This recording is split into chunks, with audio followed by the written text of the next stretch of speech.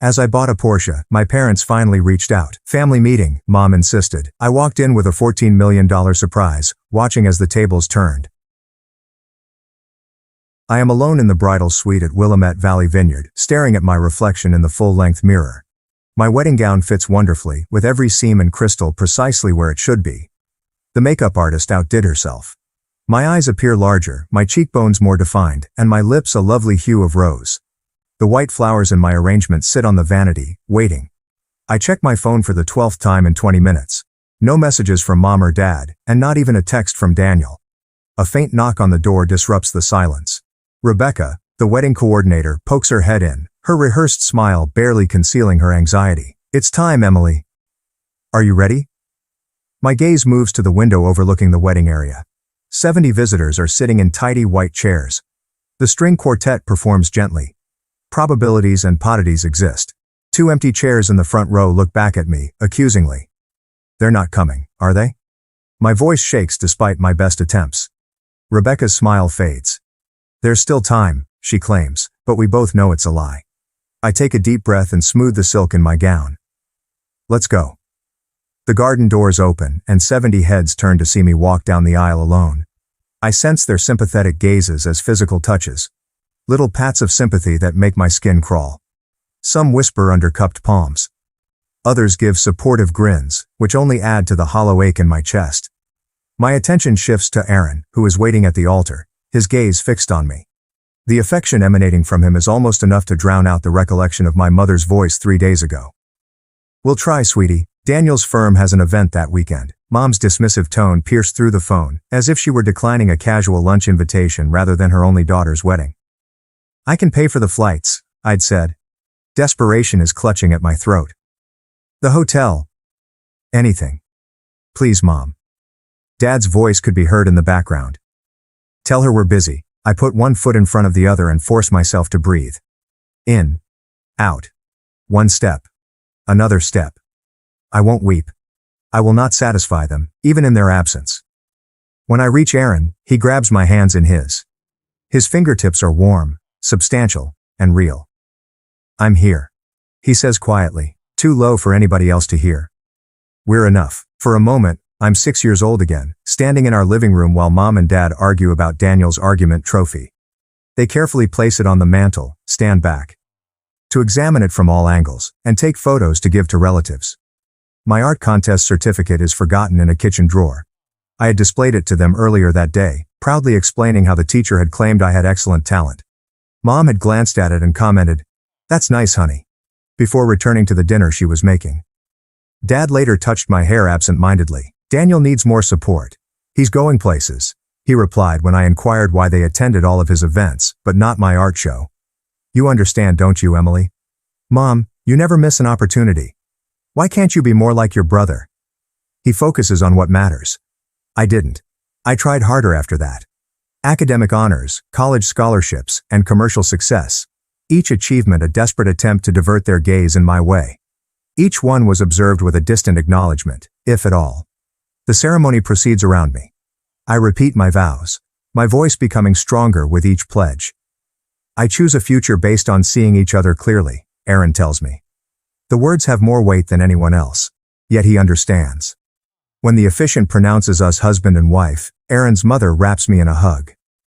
"You're one of us now, dear," she says softly, and something tense in my chest relaxes somewhat. The photographer captures us on the dance floor, with Aaron twirling me under the string lights.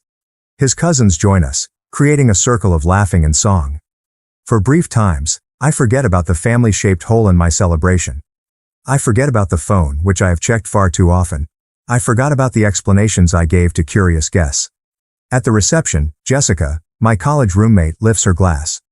"To finding the family who deserves you," she adds, keeping my gaze with strong loyalty. A murmur of agreement spreads through the throng. The sincerity of her remarks strikes me as a bodily blow. All these years, I've been invisible to the ones who should have seen me the best. I've been chasing approval from people who never meant to give it. When the jubilation dies down for a moment, I go away to check my phone one last time. There were no missed calls or messages, nor was there even a symbolic congratulations. Aaron finds me there, staring at a blank screen.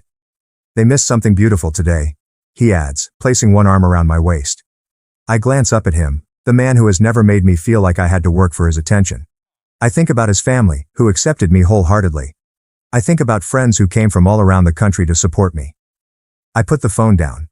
Their choice, I remark, feeling lighter than I have in years and free from my load. And for the first time, I nearly believe it.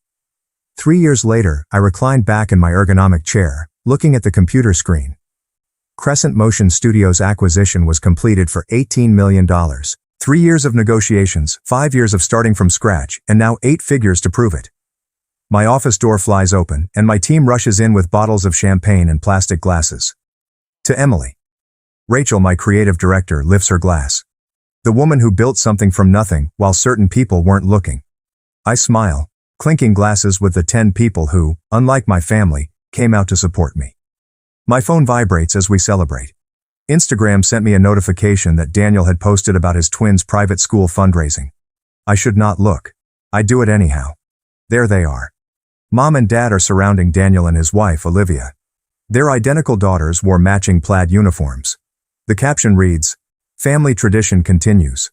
This is the 3rd generation at Westridge Academy. Dad's arm is stretched across Daniel's shoulder. Mom beams at her granddaughters. I scroll through more pictures. Daniel's family took a vacation to Hawaii last month. The holiday party I was not invited to. Dad's retirement party. Each one resembles the ideal American family, sans one daughter.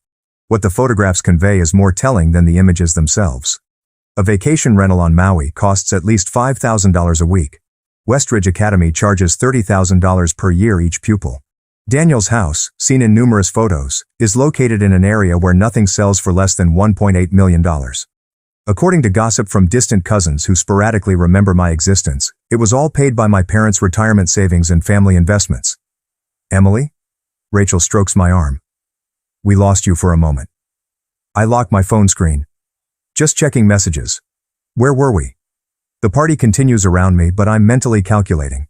Daniel's law firm is fairly profitable, but not at a level that would sustain his lifestyle. My parents have been secretly supporting him for years, squandering their retirement to maintain his image. Meanwhile, my $18 million acquisition isn't worth a text message. After the team leaves, I go through my parents' social media accounts. Hundreds of entries celebrating Daniel's successes, the twins' milestones, and family gatherings. My existence was restricted to a solitary birthday wish last year, a generic "Happy Birthday, Emily," with no photo. I close my laptop and reach a choice.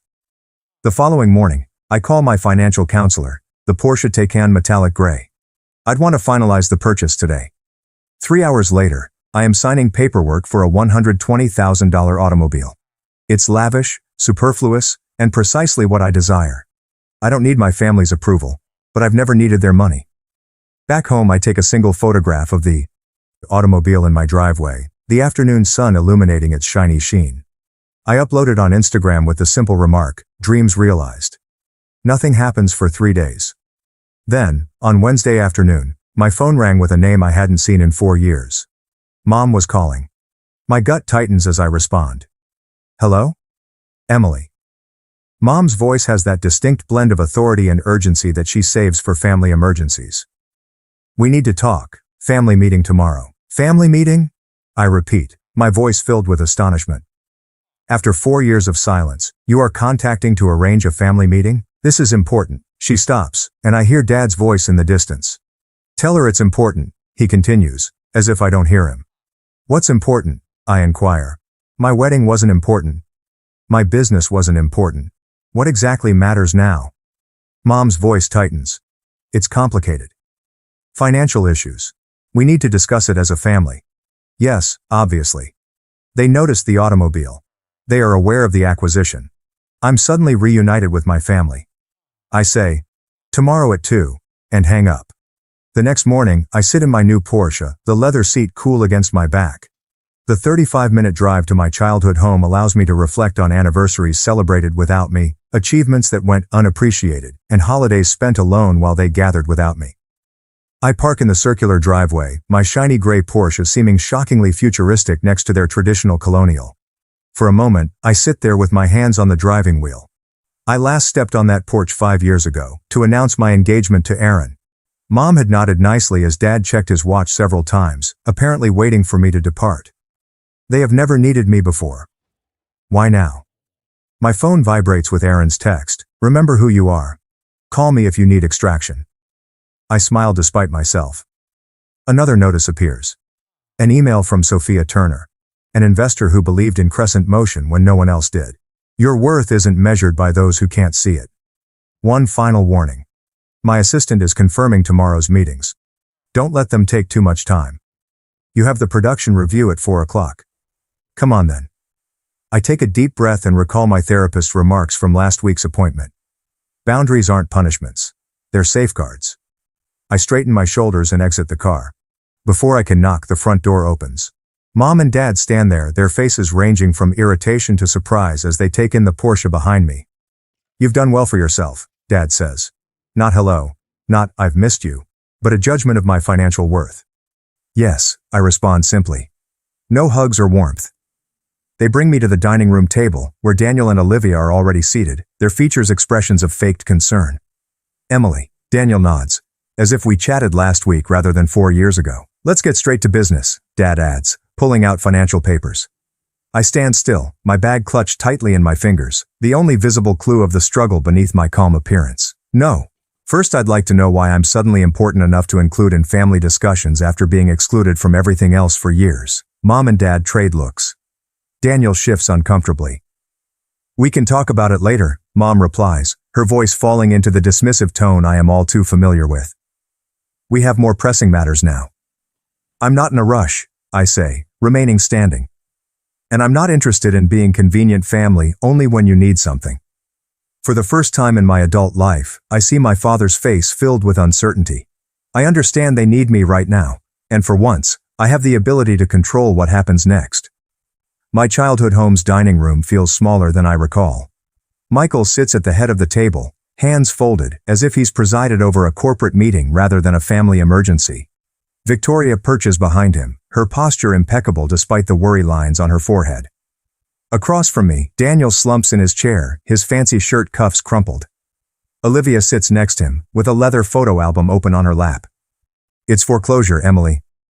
Michael's voice is solid, but with an unsettling tremble.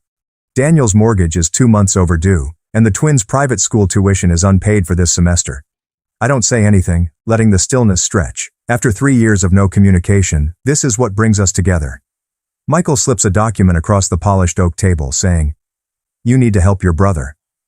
Loan paperwork has already completed out. Presumption steals my air. Think about your niece and nephew. Victoria's voice catches, a well-practiced hitch that would have left me racing to please her before. They're just children. They shouldn't have to suffer because of financial difficulties. Daniel leans forward, his gaze narrowing. We're family. That's what family does. When one of us succeeds, we help the others. Olivia flips the album open wider, pushing it toward me. They ask about Aunt Emily all the time. She shows me images of children I don't recognize, their smiles beaming at a birthday party I wasn't invited to. Michael clears his throat. Maddie wants to know why you never visit. We've done everything we could. Our retirement fund is... He pauses, exchanging glances with Victoria. We've been supporting them as best we can. The suggestion hung in the air between us. My achievement implies that I owe them. My independence is selfish in light of my family's needs. I close the photo album and slide it back across the table. Where were you at my wedding? I ask with surprising composure. Daniel blinks. What? My wedding? 3 years ago. Where were you? Victoria's hand flutters to her throat. We were busy. Daniel had that event with his firm. It wasn't convenient, Michael says, as if referring to a missed dinner gathering. I nod slowly, feeling something solidify inside me. And yet here you are now, because you saw the Porsche on Instagram. You only contacted me because you saw the car. Daniel flushes. That's not fair.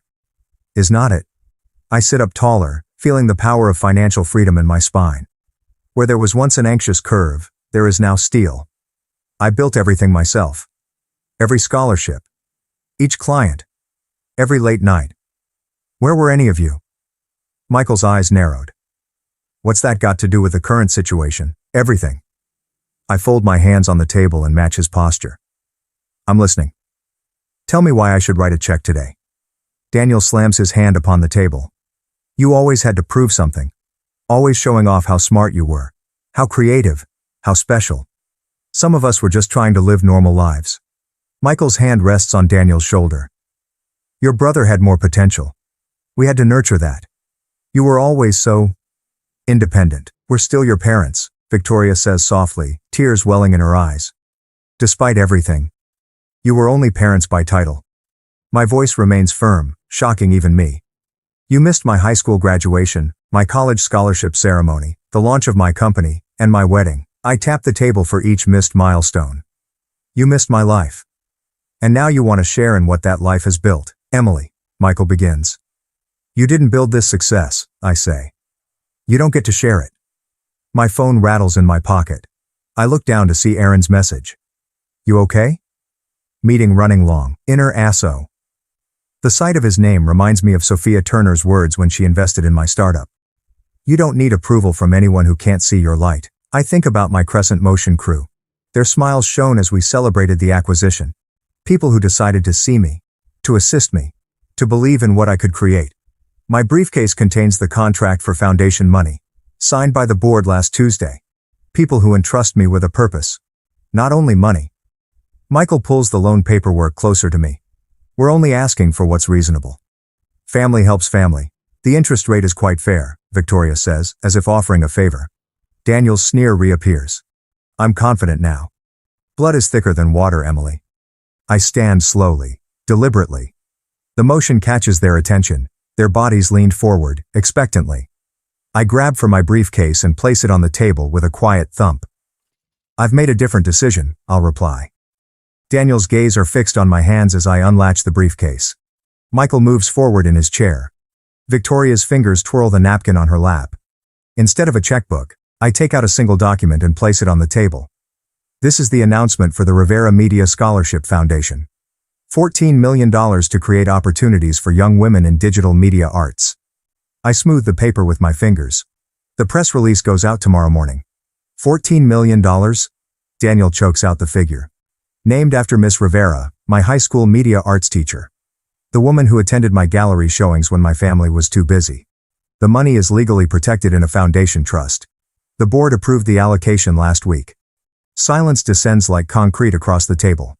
I'm helping girls who never got the applause I didn't get, I remark, gathering my things. That's what family means to me. Daniel's face contorts, veins visible on his forehead. You're wasting it on strangers. On nobody girls who deserve better than what I got. I close my briefcase. Girls who need someone to invest in them. My parents are astonished, staring at the paper that symbolizes millions they will never touch. I pick up my phone and turn the screen toward them. A recording app shows an active timer from 36 to 14 and counting. I've also documented every manipulative message from today, I continue quietly. Every threat, demand, and guilt trip, just in case anyone gets creative with legal claims against the foundation. I approach to the door, my shoes echoing in the silence. Behind me I can hear Daniel's chair violently scrape back. You can't just leave. His voice crackles. We need that money. I pause at the threshold and do not turn back. No, Daniel. What you needed to do was show up. At my graduation. At my company's launch. At my wedding. I place my hand on the doorknob. But that opportunity has passed. The door closes behind me with a quiet click that resembles freedom. The Porsche purrs beneath me as I drive away from my childhood home, and my knuckles on the steering wheel are no longer white. My hands grow more steady as I progress. I tap the call button on my dashboard. It's done, I tell Aaron when he responds. They showed exactly who they are. How bad was it? His voice rings throughout the car. Each statement was tinged with concern. Exactly what we expected. I take a big breath and feel lighter than I have in hours. Daniel lost his mind when I showed him the foundation paperwork. Michael tried to salvage the situation, but Victoria just kept crying about family obligation. Are you okay? A fair question. I glanced in the rearview mirror, astonished to see no tears, no flush of humiliation, just a clear-eyed woman looking back. I'm better than okay. For the first time, I saw them clearly, without hoping for something different. I'm proud of you, Aaron declares. Remember, the foundation board meeting is tomorrow at 9 a.m. Everything is ready for the press announcement. The timing was planned. Before any family conflict occurs, lay the legal groundwork. Plan the announcement before they can regroup. There were no emotional pleas, only formal systems that they were unable to breach. The Rivera Media Scholarship would be my legacy, not a family drama. I'll be ready, I promise, the caller said. The first message arrives at 11:47 p.m. By midnight, my phone is buzzing non-stop with family emergency texts. I quiet it and set it face down on my nightstand. The home is quiet, save for Aaron's steady breathing next to me. I don't need to read their communications to find out what they contain. My mother leaves 5 voicemails in the morning, with her tone shifting from weepy pleas for family togetherness to scathing accusations of treachery, ending in warnings about what people will think of a daughter abandoning her family in their time of need. You've dealt with worse? I tell myself as I apply mascara, my morning routine keeping me grounded. My blue suit, which I wore to sign the acquisition paperwork, hangs on the closet door. Aaron serves me coffee in my favorite mug. Daniel's been calling business associates, he continues, thumbing through his phone. And your father attempted to contact my uncle. Predictable. I take a sip, the coffee harsh but comforting. They're moving faster than I expected, but not more cleverly. The foundation board meeting runs nicely. 10 prominent women from media and finance, all personally vetted and dedicated to promoting budding female artists. The press statement was approved unanimously. Launch information have been finalized.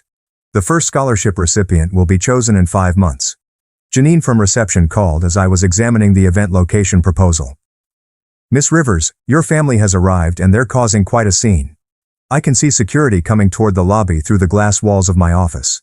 I straighten papers that do not require straightening. Have security escort them out, please, calmly and professionally. I look through the windows as my mother's voice rises over the usual office hum. My daughter is abandoning her family. Her hands sway madly, her pearl earrings bouncing. With them. Daniel stands alongside her, arms crossed, his face flushed with the shade of crimson he used to get when he was denied anything as a child. My staff looks to me for indications. I up, smooth my skirt, and proceed to my office door. It's being handled, I tell them, maintaining a serenity that I've rehearsed for this situation. Let us continue with our work. Security leads my family to the elevators. Daniel's voice echoes back. This isn't over. We have family obligations that you can't just ignore. That evening I compose a single email to all 3 of them. I have documented your harassment at my workplace. Any further attempts to contact me at my office will result in a formal complaint. All communication regarding family matters must be directed through my attorney, whose contact information is attached. Emily, direct and clear, my therapist Patricia remarks 2 days later. We sit in her bright office with the subtle aroma of jasmine tea between us. How did it feel sending that? Necessary. I trace the design on the armchair. Not satisfying. Exactly.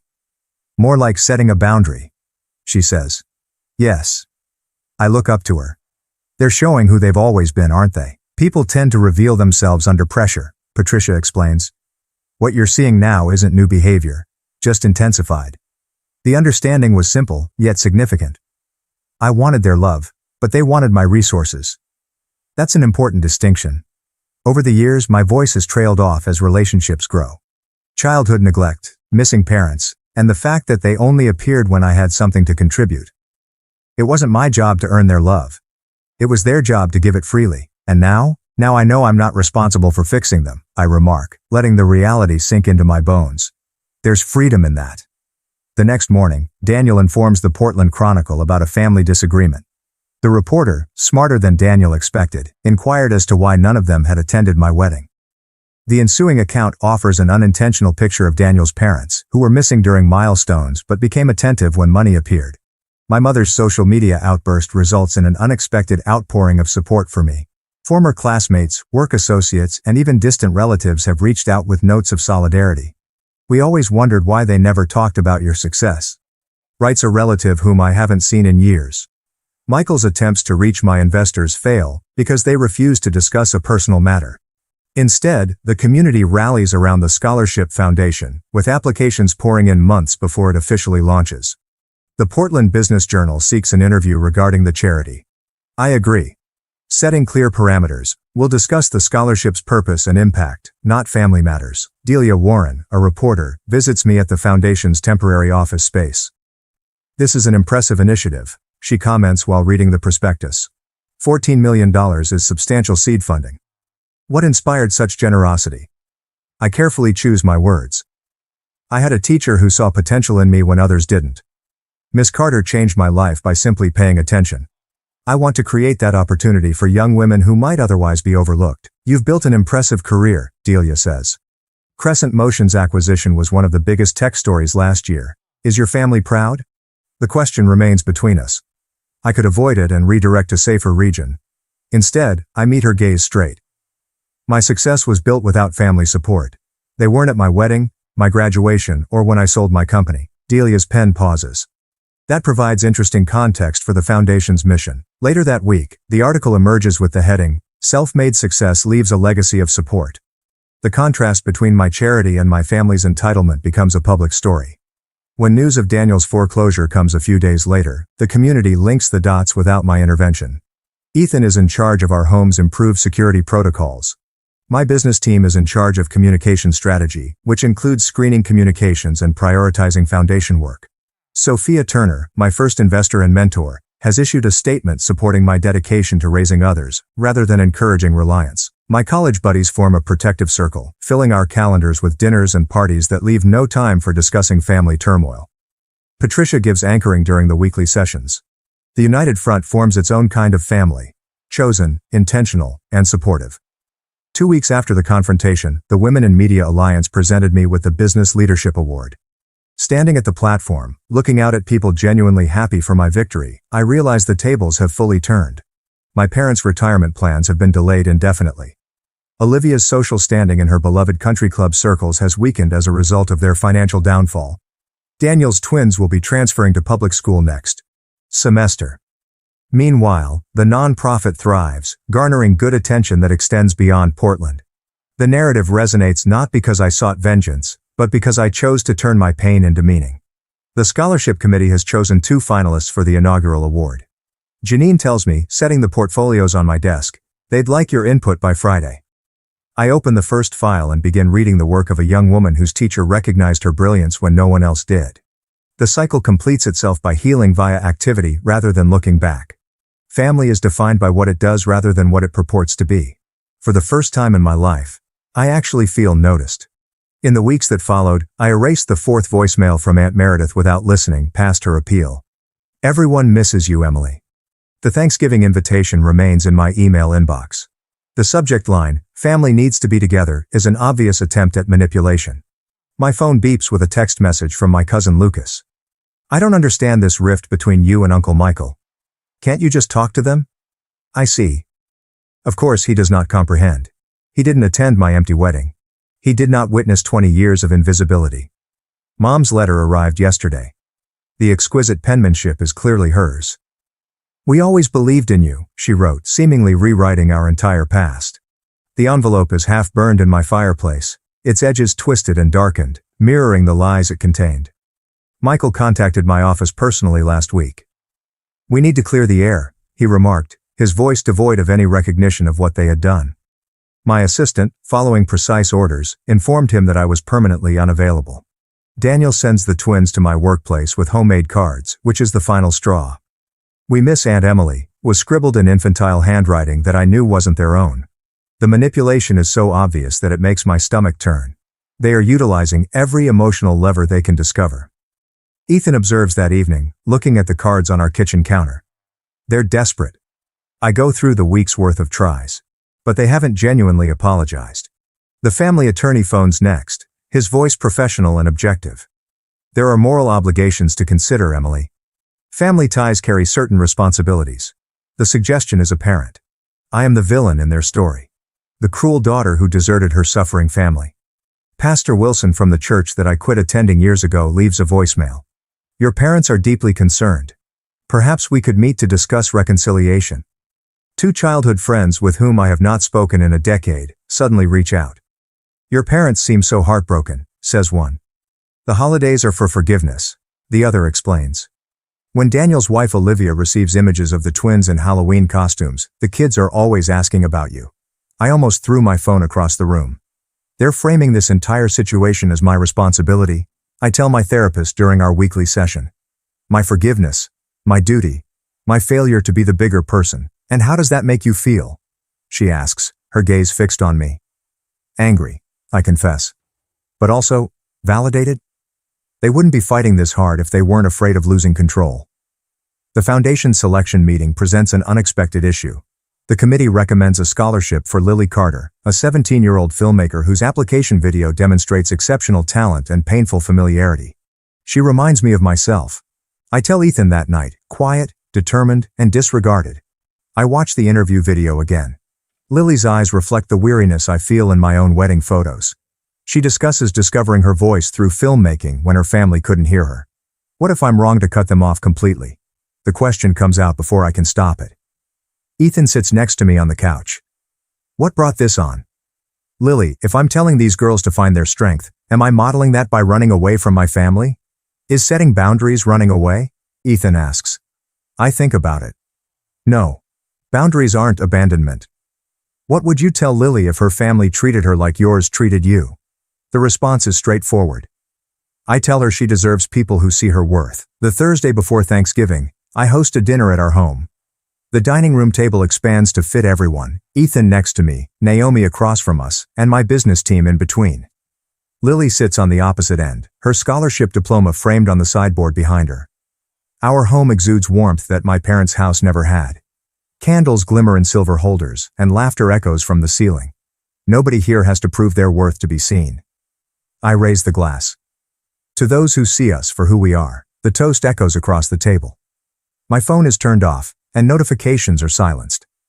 The lunch unfolds in perfect rhythm, with talks free of the judgment I grew up with. Over dessert, I introduce the Foundation's new mentoring program.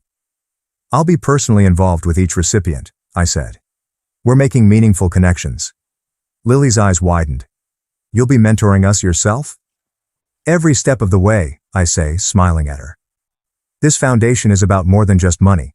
It's about working together to create something meaningful. Naomi nods in approval. You've created structures that cannot be interfered with.